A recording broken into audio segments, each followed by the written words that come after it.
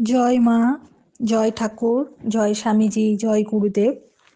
উদ্বোধন কার্যালয় থেকে প্রকাশিত স্বামী পরমানন্দ প্রতিদিনের চিন্তা ও প্রার্থনা এই বইটি থেকে বছরের প্রতিটি দিনই পাঠ করার চেষ্টা করব। আশা করি আপনাদের সকলের ভালো লাগবে। দিব্যত্রয়ীর কৃপা শান্তি, কৃপা পরশ, প্রেমাস্পর্শ, তাদের ভাব আমাদের সকলের মধ্যে ছড়িয়ে পড়ুক, এই প্রার্থনা নিয়ে আমরা শুরু করছি আজ থেকে প্রতিদিনের চিন্তা ও প্রার্থনা স্বামী পরমানন্দ এই বইটির জানুয়ারি মাসের 1 জানুয়ারি থেকে পাঠ শুরু হচ্ছে। সকলকে সাথে থাকার জন্য অনেক অনেক ধন্যবাদ।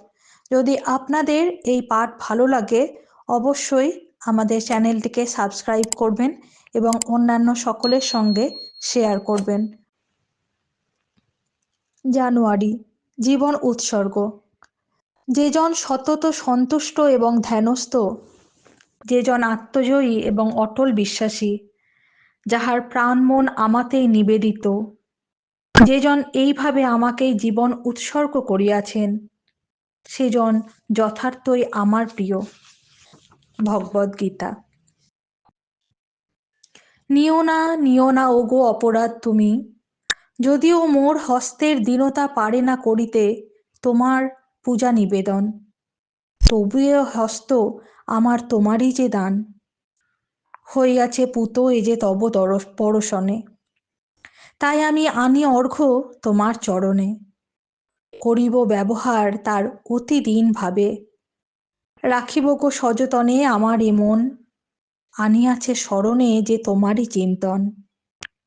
এ হৃদয়ও পাইবে আমার কাছে বিশেষ যতন, দিল সে যে আমারে গো তব দর্শন, সাজাইব এ জীবন আনন্দ মুকুটে, আনিল যে সে আমারে তব চরণের ঘাটে।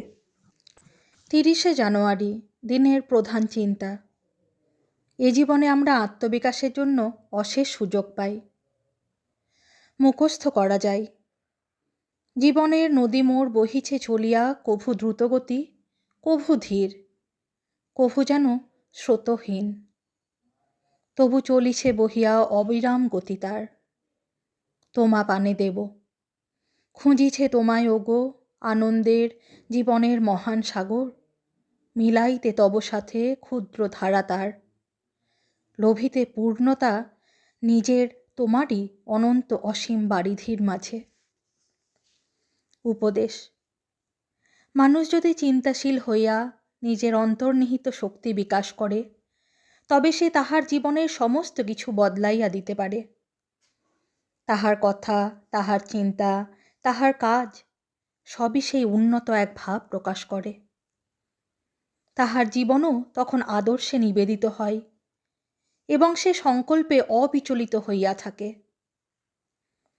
অনেক সময়ে অহংকার, দাম্ভিকতা আমাদের দৃষ্টিকে আবদ্ধ করিয়া দেয়, আর আমরা তখন জীবনের উন্নততর সুযোগগুলো হারাইয়া ফেলি। কিন্তু যখন আমরা আমাদের অন্তর হইতে শক্তি আহরণ করিতে শিখি, তখনই আমরা আগত সকল সুযোগ সুবিধার সদ্ব্যবহার করিতে পারি। প্রার্থনা। ওগো বিশ্বজগতের পরমেশ্বরী জননী, তুমি আমার কাছে প্রকাশিত হও। আমার মন যেন সম্পূর্ণভাবে অলসতা ও সংশয় হইতে মুক্ত হয়। আমার চিন্তা ও প্রার্থনা যেন এমন ঊর্ধ্বগতি হয় যে আমি তোমার অনন্ত সত্তার সান্নিধ্যে আসিতে পারি। আমার হৃদয়কে এমন ছন্দময় এবং শান্তিময় করো যেন তোমার পূর্ণ আবির্ভাব আমার মধ্যে প্রতিষ্ঠিত হয় এবং আমি যেন তারই জন্য প্রস্তুত থাকি। ওম শ্রীরামকৃষ্ণার্পণমস্তু।